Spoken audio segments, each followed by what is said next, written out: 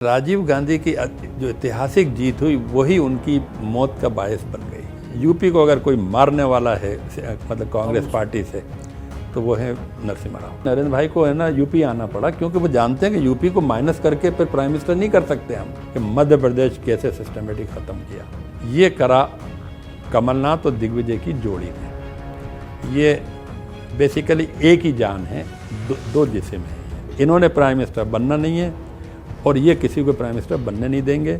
ये कांग्रेस को इस लायक नहीं होने देंगे। जो लोग कोठरी बैठी है, जो लोग सिर्फ बैठे हैं, वो अपने एंजॉय कर रहे हैं, उनको राज्यसभाएं चाहिए। नमस्कार, अमरउजाला.com के मेरे कार्यक्रम खरी बात में आपका एक बार फिर स्वागत है, वेलकम है, खैर मकदम है। हर बार की तरह इस बार भी हम रूबरू हैं एक नए मेहमान के साथ, एक ख़ास मेहमान के साथ। और इस बार हमारे साथ हैं एक ज़माने में खेल की दुनिया के हीरो रहे हम सब के।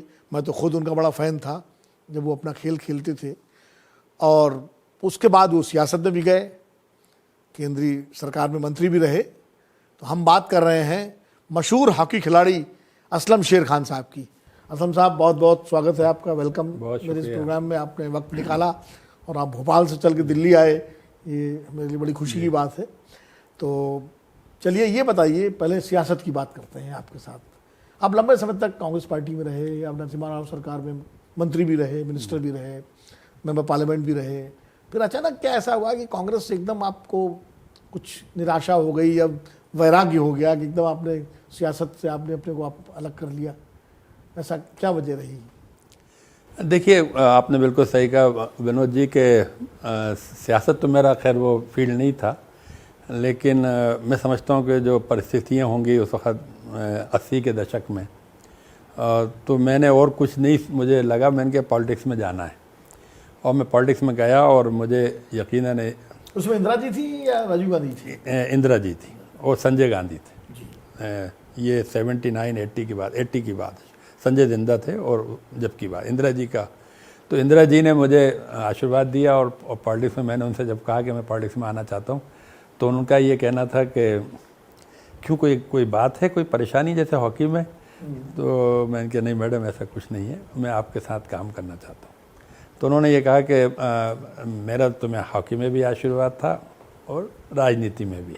ठीक है, बात वहाँ से शुरू हो गई और अल्टीमेटली मुझे इंदिरा जी ने, संजय जी ने मुझे विधानसभा का पहला टिकट दिया, मध्य प्रदेश की विधानसभा 1980 में, जून में। और मैं वो चुनाव लड़ा और वो चुनाव में हार गया क्योंकि मुझे पॉलिटिक्स का कुछ भी पता नहीं था। तो पॉलिटिक्स में मैं आ गया तो मैं कोई बहुत बड़ी मेरी बैकग्राउंड हो चुकी थी हॉकी की वजह से, बहुत बड़ा नाम था और बहुत सी पॉसिबिलिटीज़ थी मेरे लिए। सब जानते थे, वर्ल्ड वाइड मुझे अपॉर्चुनिटीज़ थी। लेकिन मुझे लगा कि कुछ देश के लिए करना है तो फिर राजनीति में ही किया जा सकता है। तो ऐसे कहानी शुरू हुई राजनीति की। लेकिन अनफॉर्चुनेटली संजय जी की डेथ हो गई और संजय जी के एक्सीडेंट में, प्लेन क्रैश में जब डेथ हुई तो राजीव जी को आना पड़ा और राजीव जी को इंदिरा जी लेके आई। और तो जब वो पॉलिटिक्स में आए तो उसमें इशू ये रहा कि वो भी हमारी तरह ही थे, मतलब वो कोई बहुत वैसे नहीं, तो अचानक आए और एक कॉमन थिंकिंग के साथ आगे बढ़े। लेकिन नेचुरली इंदिरा जी के बेटे थे और पूरी कांग्रेस उनको चाहती थी कि वो एक्टिव रोल में आ जाएं। तो पॉलिटिक्स मैंने उनकी वजह से ही फिर मैं आगे बढ़ा, क्योंकि मेरे जैसे आदमी के लिए बढ़ना आसान नहीं था। हाँ, आप खेल के दांव पेच तो जानते थे हॉकी के, लेकिन सियासत के, राजनीति के दांव पेच नहीं जानते। एब्सोल्युटली, बिल्कुल सही फरमाया आप। तो ये मैं जब आया और मैंने फिर उन्होंने मुझे काम सौंपा, यूथ कांग्रेस में स्पोर्ट्स सेल मेरे लिए क्रिएट करा राजीव गांधी जी ने, और उसका मुझे चेयरमैन बनाया ऑल इंडिया लेवल पर, और कहा कि इस प्रोग्राम को थ्रू रूरल स्पोर्ट्स अपन यूथ को साथ जोड़ के आगे बढ़ेंगे। खैर बाद में वो बहुत अच्छा प्रोग्राम हो गया, तो उनका एक मन बन गया कि वो मुझे MP बनाना चाहते थे। ये उन्होंने डिसाइड करा, राजीव जी ने, कि असलम को पार्लियामेंट में लाना है। और जब वो बात हुई तो फिर 84 में अनफॉर्चुनेटली इंदिरा जी की डेथ हुई और उनका के बाद राजीव गांधी को प्रधानमंत्री बनना पड़ा, राजीव गांधी जी को, और अल्टीमेटली उनके लीडरशिप में चुनाव लड़ा। तो उन्होंने मुझे ख़ुद फ़ोन करके, मैंने कोई टिकट अप्लाई नहीं किया था, लेकिन उन्होंने ख़ुद फ़ोन करके कहा कि हम तुम्हें बैतूल से पार्लियामेंट का टिकट दे रहे हैं, मध्य प्रदेश। 89 की बात होगी ये 84। अच्छा, इंदिरा जी की बात बिल्कुल। जब मैं फिर मंत्री आप नरसिम्हा राव के टाइम में बने? हाँ, मंत्री हम नरसिम्हा राव। नहीं, मैं जो आज के हालात में अपन बैठे हैं और जो हो रहे हैं, मेरा ऑब्जर्वेशन ये है कि राजीव गांधी की जो ऐतिहासिक जीत हुई वही उनकी मौत का बायस बन गई। अच्छा, मौत का बायस बन गई। और आप ये मतलब हाँ, वो इसलिए कि लोगों को एहसास हो गया कि यंग थे, डायनेमिक थे, ये शरीफ आदमी थे, विजनरी थे, और वो एक हिंदुस्तान को डिफरेंट लेवल पे ले जाना चाहते थे। वो एक ट्रेडिशनल पॉलिटिशियन के नाते आगे नहीं बढ़ना चाहते थे, वो एक देश को एक नई दिशा देना चाहते। तो उसी वक्त ये तय हो गया, क्योंकि मैंने ये पूरी राजनीति को बड़ा क्लोज से वो देखा है इसका, क्योंकि मैं उसमें नहीं था कि मैं इसमें डूब गया।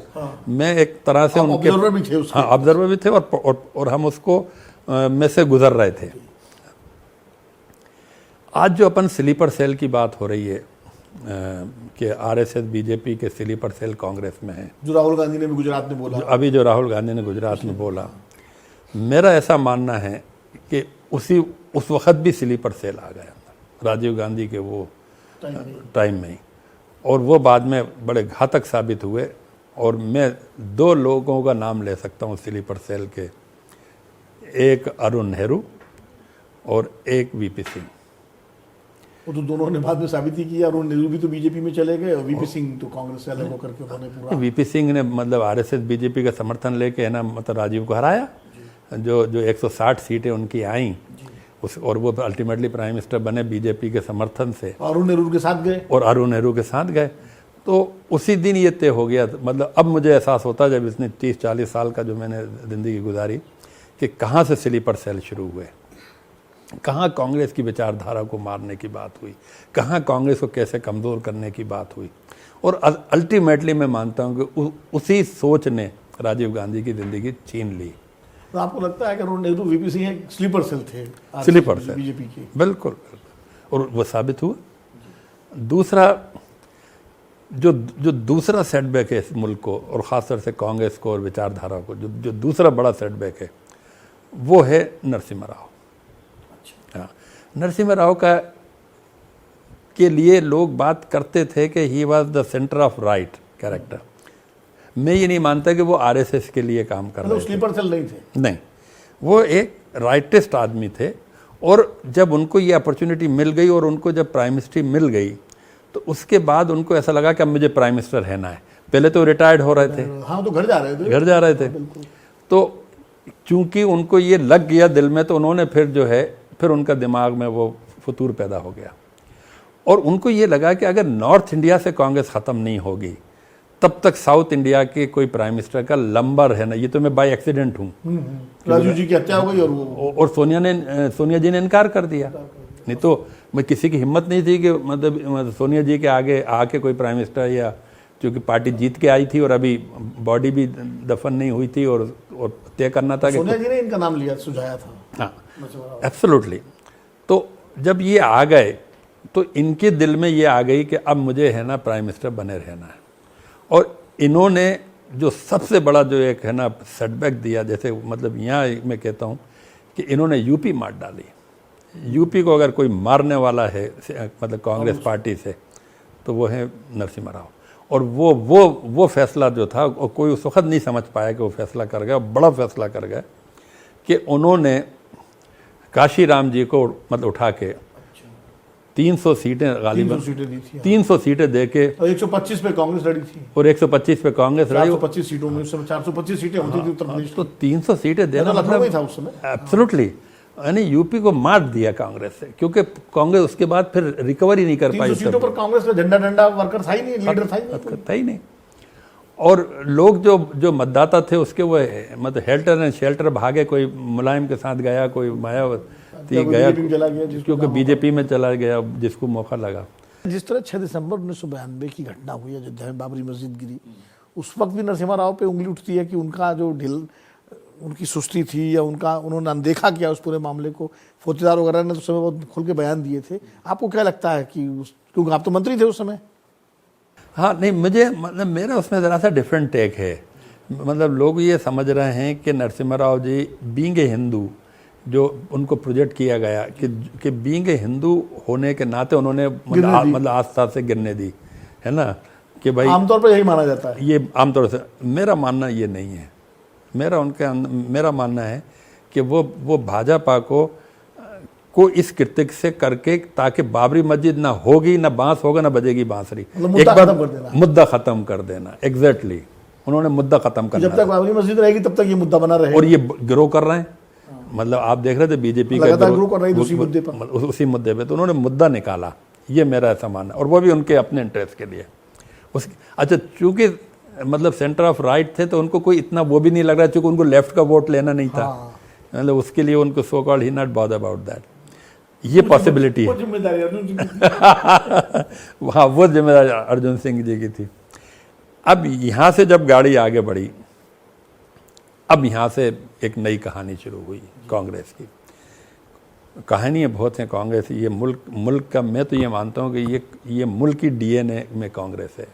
मतलब इतना ये डाइवर्सिटी का मुल्क है, और नॉर्थ तो साउथ ईस्ट वेस्ट, कांग्रेस इसके लिए बेहतरीन बाइंडिंग फोर्स थी।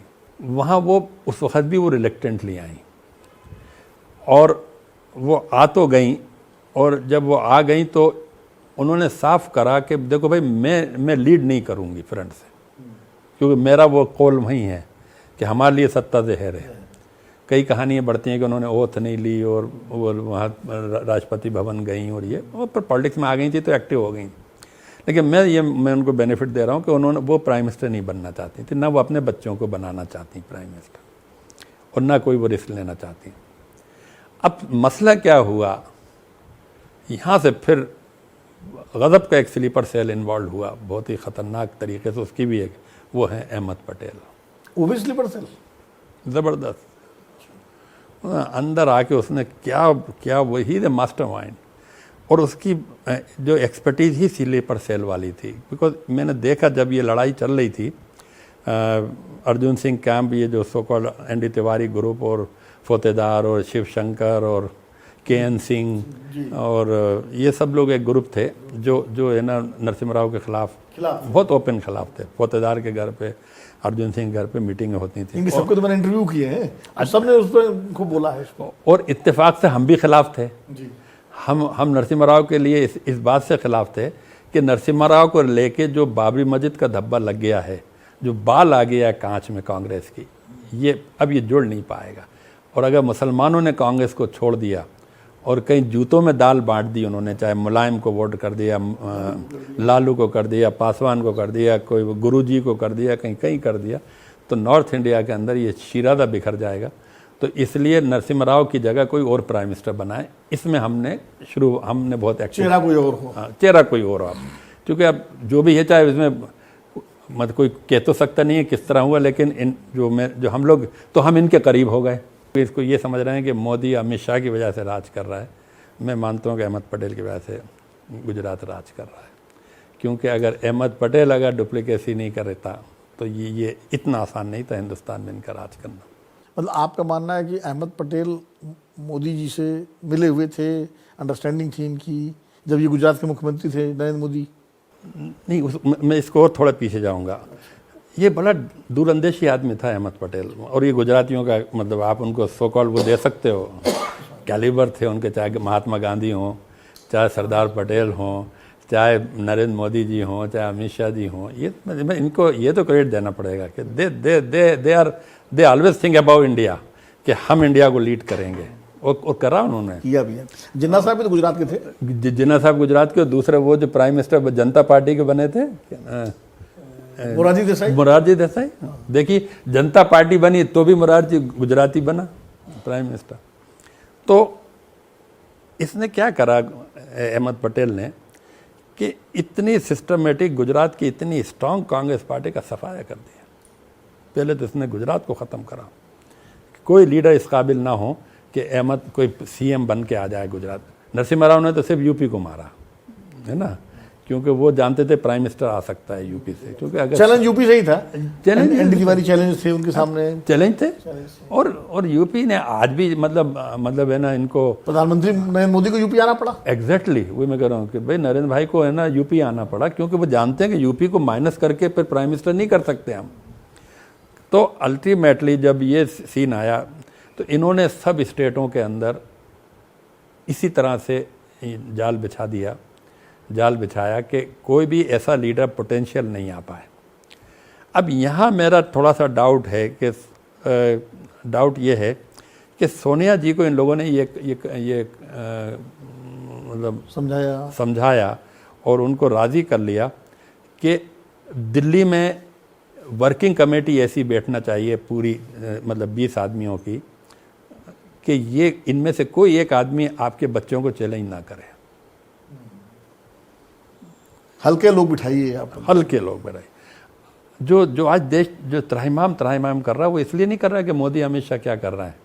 त्राहिमाम ये कर रहा है कि कांग्रेस लड़ने को तैयार नहीं है, ना उस लायक है कांग्रेस की वर्किंग कमेटी कि ये लड़ सकती है। और वो कहीं ना कहीं उनके जहन में ये बात डाली होगी कि अगर यहाँ आपने कोई लीडर बिठा दिया, जैसे एक मिसाल के तौर पे मैं कहूँ शशि थरूर, भाई Shashi Tharoor is a different guy, he come with a different background, is a talented man, is a capable man, good orator. अब वो ये, और मैं नहीं जानता केरला का होने के नाते उसका कोई अपना कोई मतलब मोटिव डिज़ाइन होंगे या कोई उसकी ऐसी मतलब है। वो तो एक ये कि यार इस कांग्रेस को बड़ा करो और अच्छे लोगों को लाओ। ब्रॉड विजन है। हाँ, ब्रॉड विजन है, अच्छे लोग आए। कांग्रेस एक पूरी all India pan India party है, south to north, east to west. लेकिन आप देखिए कि नहीं, उसको बाहर कर देते हैं। तो ये जो बैठे हुए, मैं उनके नाम नहीं लेना चाहता क्योंकि शायद मैं नाम लूँगा तो वो बड़े लीडर हो जाएंगे। वो इस तरह के लोग बैठे हुए हैं वर्किंग कमेटी में 20-20 साल से, 10-10 साल से, 25 कांग्रेस का उनके राज्यों में सफाया हो जा रहा है, मगर वो सब के सब वहीं बैठे हुए हैं क्योंकि वो इन बच्चों को सेफ्टी दे रहे हैं, राजीव गांधी के बच्चों को, सोनिया गांधी के बच्चों को, कि उनका चैलेंजर नहीं बन सकते वो। अच्छा, आप ये बताइए, कोई भी दुनिया की आप है ना पॉलिटिक्स उठा लें या कोई भी ज़माना उठा लें, जब तक आप चैलेंजर नहीं बनेंगे तो आप कैसे हुकूमत में आएंगे? पीरियड। आप चैलेंजर बनना ही नहीं चाहते और आप पार्टी को चलाना चाहते हैं, ऐसे थोड़ी चलती है पार्टी। भाई आदमी जिस वक्त जब लगता है तो गर्दन लग के मतलब है ना हुकूमतें आती हैं, ऐसा थोड़ी आती हैं कि और उनका परिवार गर्दन लगा रहा था। जवाहरलाल नेहरू जी ने गर्दन लगाई। आप ये बताइए कि जवाहरलाल नेहरू जी ने अपनी दुनिया की उनकी जितनी भी जो प्रॉपर्टीज़ थी मतलब उसको छोड़ के आनंद भवन को सब डोनेट कर दी कांग्रेस को, जबकि कोई कांग्रेस की गारंटी नहीं थी कि पावर कब आएगी, बट उन्होंने सेक्रीफाइस करा। इंदिरा जी ने अपनी ज़िंदगी सेक्रीफाइस कर दी देश के लिए, राजीव जी ने अपनी ज़िंदगी देश के लिए, संजय जी ने अपनी देश के लिए। अब यहाँ वो कैच आ गया कि सोनिया गांधी ये नहीं चाहती कि हम उस लाइन ऑफ फायर में आए।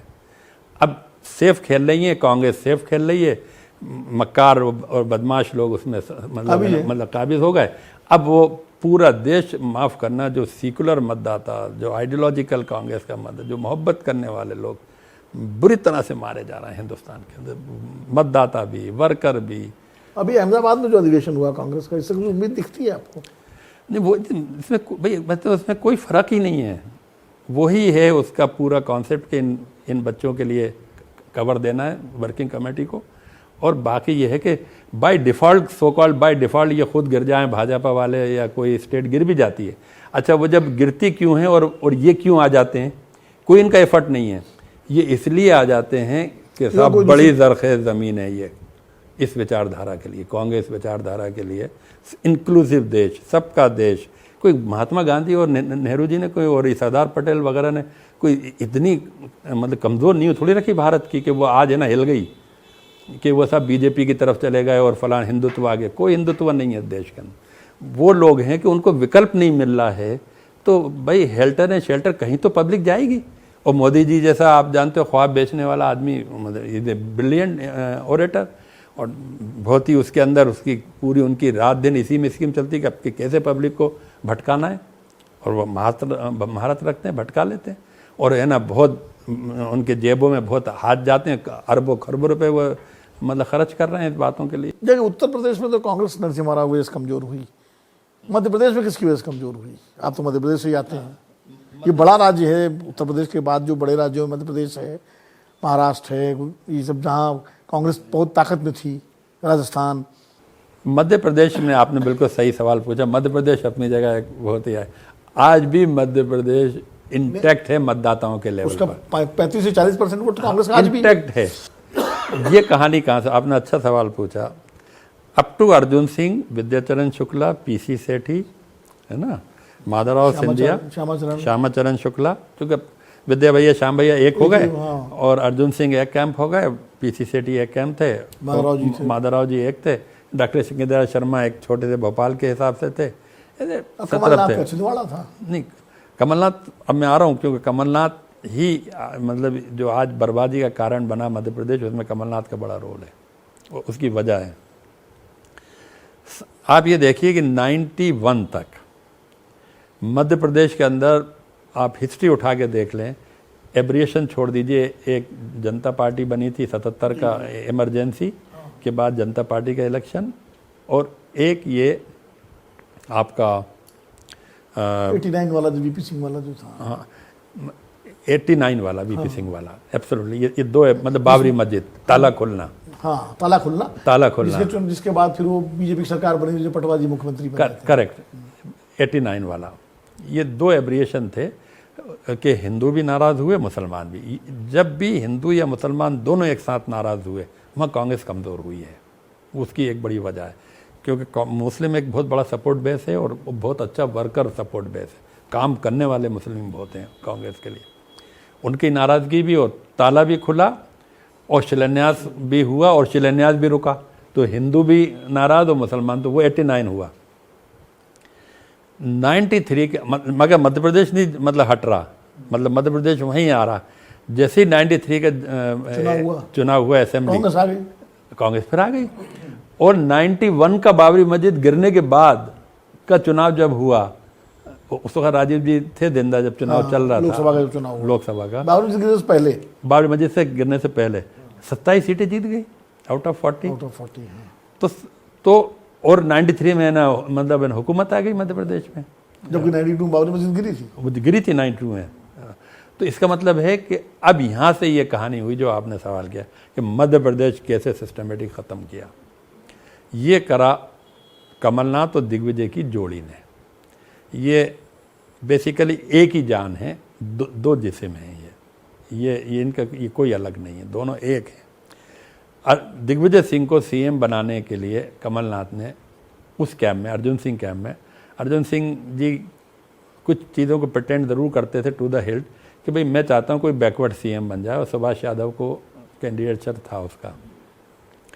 अजीत जोगी भी था एस्पिरेंट, मतलब वो मगर अभी नया था क्योंकि वो अभी आईएएस छोड़ के आया था। तो इसने 93 में लीड ले ली और पूरे अर्जुन सिंह कैंप में ये रहा कि नहीं हम तो दिग्विजय को सीएम चाहते हैं, सुभाष को नहीं चाहते, बैकवर्ड को नहीं चाहते। वो कांग्रेस की बहुत बड़ी गलती थी मध्य प्रदेश की, बहुत बड़ी गलती थी वो। मैं तो कह रहा हूँ वहाँ से स्टार्ट हुआ। जैसे दिग्विजय सिंह और कमलनाथ बने, इन्होंने पहला अपना जो है ना काम जो समझा मध्य प्रदेश में कि जितनी पार्लियामेंट की सीटों की जो लीडरशिप है, ट्राइबल, दलित, पिछड़े, मुसलमान कंफर्टेबल जीत के आते थे अपनी लोकसभाओं में, उनको सबको ख़त्म करा, सबको हरवाया। ब्राह्मण लीडरशिप खत्म की, ब्राह्मण लीडरशिप ख़त्म करी, ट्राइबल लीडरशिप ख़त्म करी, इन्होंने सब ख़त्म कर दी कि कोई जीत के नहीं आना चाहिए।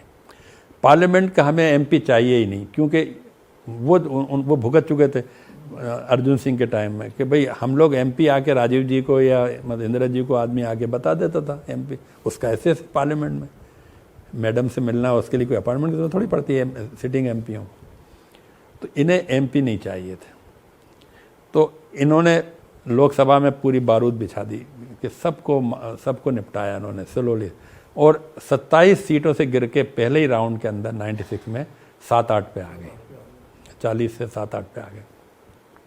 और धीरे धीरे इन्होंने ख़त्म करते करते फिर वो 4-5 बची, फिर 2 बची, फिर 1 बची, छिंदवाड़ा की बची वो भी चली, वो भी गई। तो इन्होंने पूरा तो लोकसभा ख़त्म करा।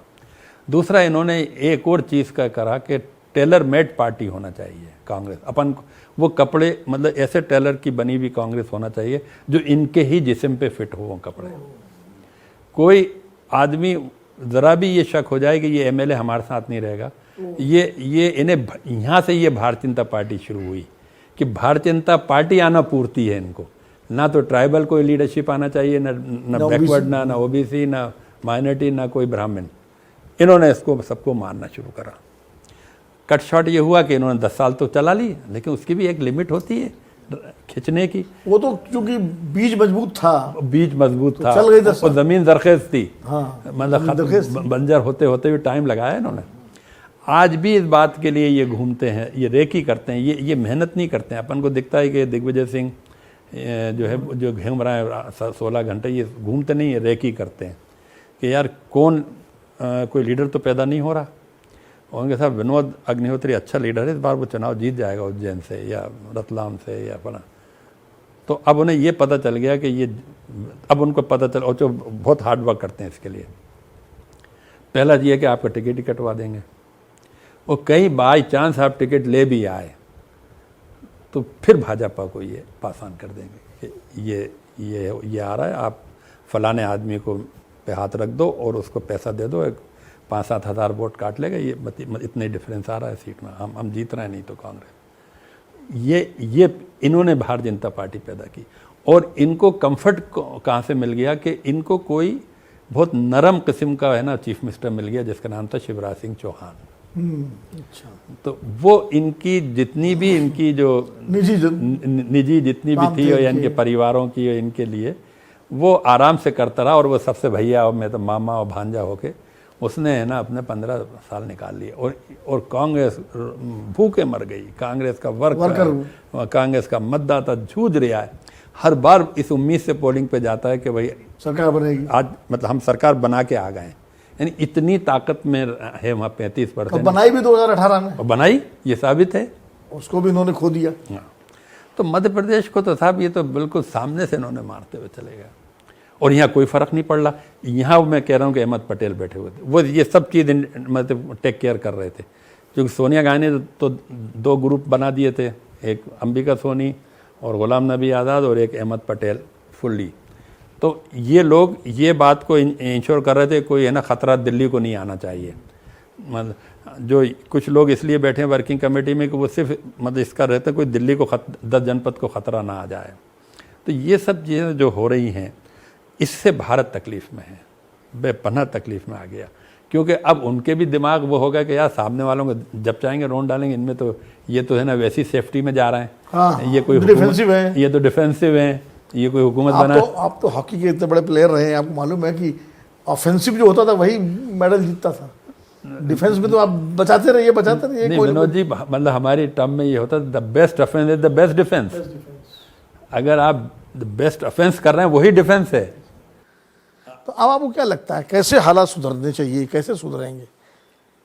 क्योंकि कांग्रेस के बारे में जैसे आपने कहा कि भाई इस देश की तासीर है, हिंदी के बहुत बड़े संपादक हुए हैं, पत्रकार हुए हैं, हमारे बॉस रहे, हमें पत्रकारिता में लाए थे, वो आपके मध्य प्रदेश के ही थे, राजेंद्र माथुर साहब, हम लोगों के एक तरह से गुरु हमारे रहे। वो कहते थे, उन्होंने लिखा भी है इसको, कि कांग्रेस इस देश की सर्वानुमति का प्रतीक है, कॉमन कंसेंसस। और अगली लाइन उससे भी ज़्यादा महत्वपूर्ण है, वो जो लिखते थे माथुर साहब, कि कांग्रेस का ध्वंस इस देश को 1947 में पहुंचा देगा। अच्छा, हाँ, देखा आपने कितनी दूर की बात। इसलिए मैं राजेंद्र माथुर जी को कोट कर रहा हूं कि ये उनकी सोच थी, और हम सबके वो हिंदी की पत्रकारिता के वो भीष्म पितामह थे बहुत। तो ऐसे में अगर ये बात है तो कैसे कांग्रेस का रिवाइवल हो सकता है जब असलम शेर खां जैसे लोग घर बैठे रहेंगे?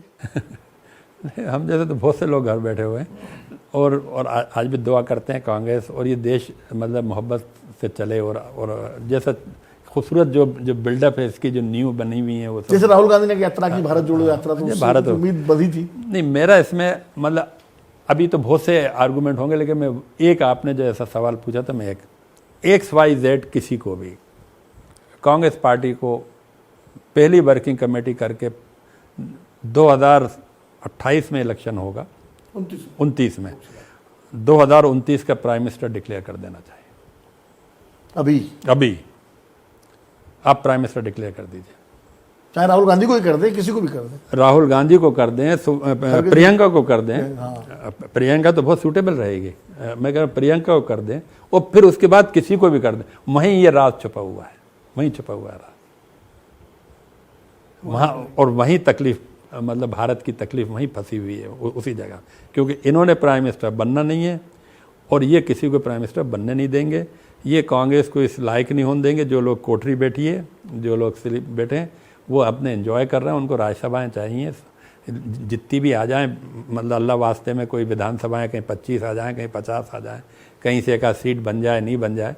और इतना बड़ा भारत, इतनी बड़ी कांग्रेस के 100, 200, 400 मतलब एमएलए तो चुनी आते हैं सब जगह से, और साउथ, थैंक्स टू साउथ। तो ये लोग राज्यसभाओं में इनकी मतलब इनकी बनी रहे और इनका एक 15-20 का कोठरी जो वर्किंग कमेटी चलती रहे। जिस दिन ये तय कर देंगे कि प्राइम मिनिस्टर कैंडिडेट ये होगा, उस दिन लड़ाई से का आगाज होगा। आपको क्या लगता है अगर 2024 में खड़गे जी को प्रधानमंत्री डिक्लेयर कर देते तो कुछ फर्क पड़ता है क्या? खड़गे जी को अगर फिर है ना कांग्रेस नहीं करने देती, नहीं अगर कर देती कांग्रेस, मतलब नहीं देखो कांग्रेस कर देती तो कोई वजह ही नहीं थी, लेकिन अब खड़गे जी को क्यों बिठाया ये एक अलग सवाल है प्रेसिडेंट बना के।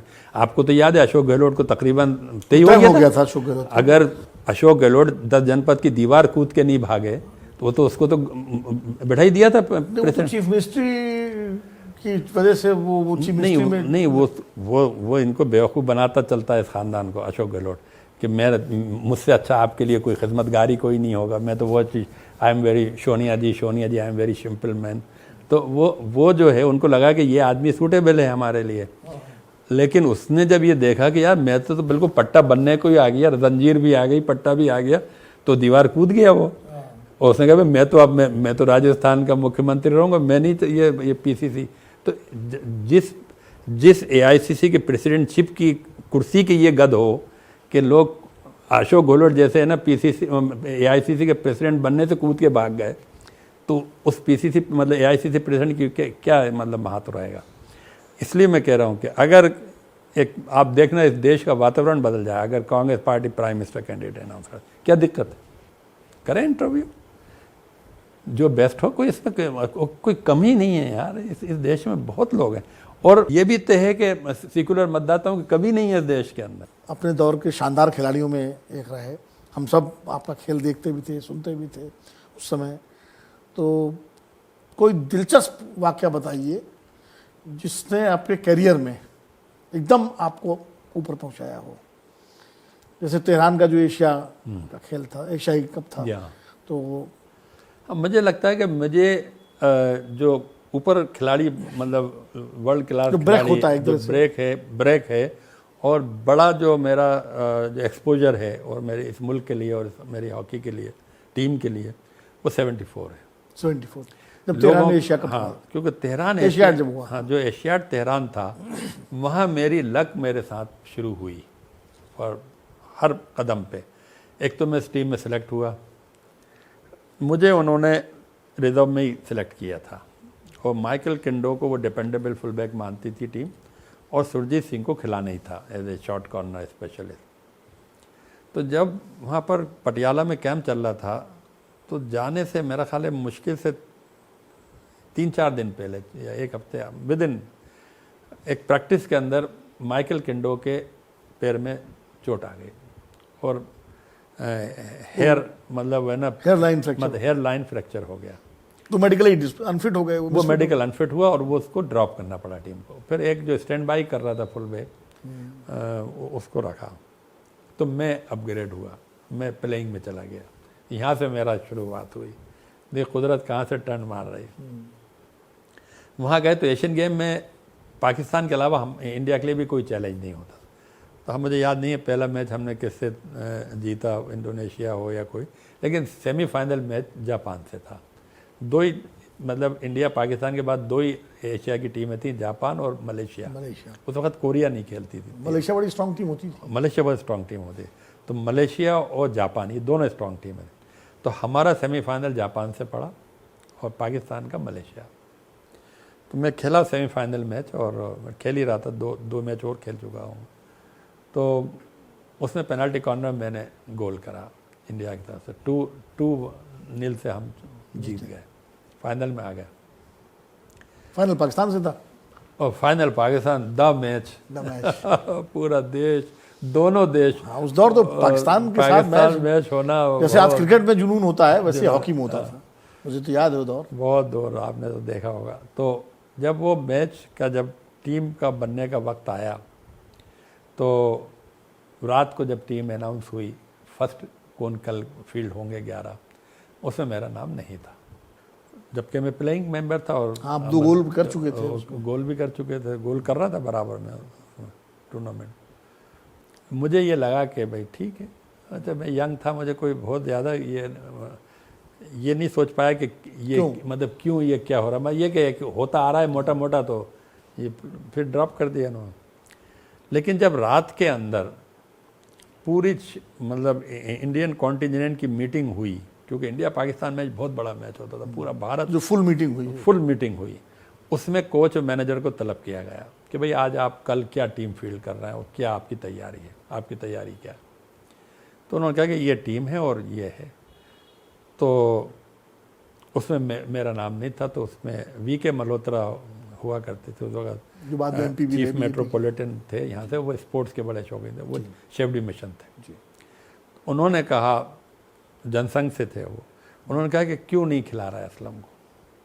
कोच मैनेजर से पूछा क्या वो ठीक नहीं है या क्या वजह।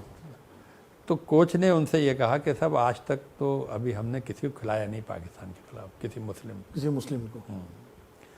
तो एक तो ये वजह है, मोटी वजह है। तो उस पर जब ये बात आई तो उन्होंने पूछा कि फिर इससे टीम तो कमज़ोर नहीं हो जाएगी। मल्होत्रा साहब ने वीके मल्होत्रा जी ने कहा कि टीम तो कमज़ोर नहीं हो जाएगी। तो उनके साथ फिर जो हमारे मैनेजर थे Leslie Claudius, former Olympic champion manager थे, उन्होंने कहा कि साहब मेरे हिसाब से तो ये मामला है कि असलम के अलावा कौन 10 खेलेंगे, ये तय होना चाहिए था। असलम मस्ट है, उसके मतलब उसका टीम में मस्ट है जाएगा। उसके बाद 10 से तय कर लीजिए। हाँ, 10 तय कर लीजिए। तो फिर ये बात उठी। तो ये मैनेजर ने कहा, क्लॉडिया साहब ने। तो अल्टीमेटली फिर वहाँ एक डिसीजन हुआ कि आप अगर ये मामला रिस्क का भी है तो आप ये रिस्क लीजिए, और ये धारणा मत बनाइए कि खेल के अंदर कि ये सब बातें खेल में नहीं होती हैं। लेकिन अगर ये धारणा, तो एक मौका आप दीजिए, अगर ये कुछ कर दे मतलब सो कॉल्ड, तो देखा जाएगा। फिर तय कर सकते हो आपके आगे किसी को। अब जब खिलाए नहीं तो फिर आपने पहले से जहन बना के बैठे।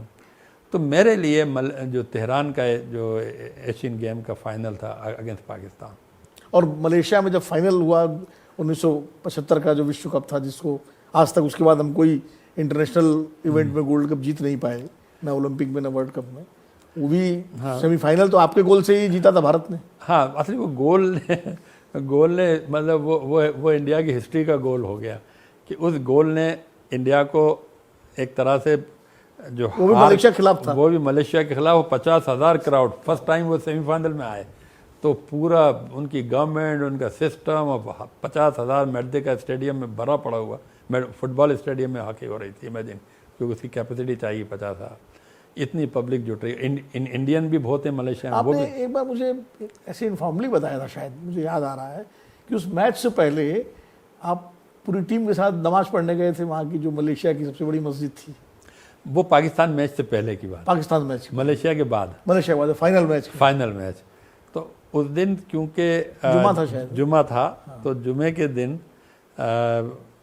मतलब पाकिस्तान, क्योंकि एक ही बस जाती थी होटल से, तो पहले युगांडा में भी कुछ मुस्लिम प्लेयर थे, और जो भी होटल के इक्का दुक्का, बट जो बस जो टूर्नामेंट कमेटी ने लगाई थी उसमें पाकिस्तानी मेजॉरिटी में ही होता, मतलब मेजॉरिटी मुस्लिम थे।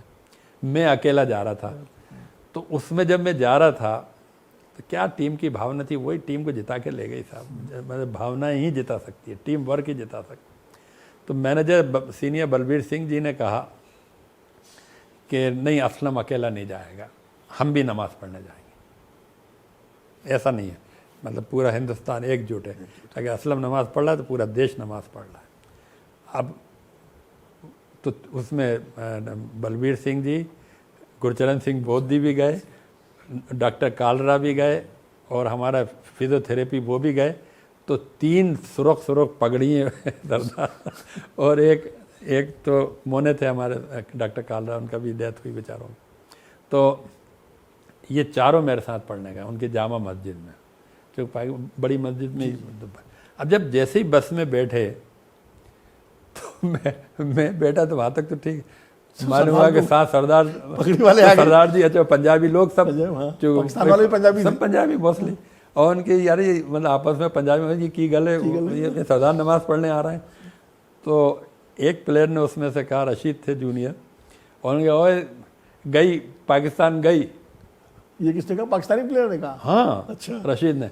तो उनके अब ये सब बात हो रही है थोड़ा लाइट वो उसमें, लाइट रूम। अब कहना है जी सरदार पहली बार नमाज पढ़ रहे हैं, अल्लाह मियां इनकी सुनेगा कि अपनी सुनेगा?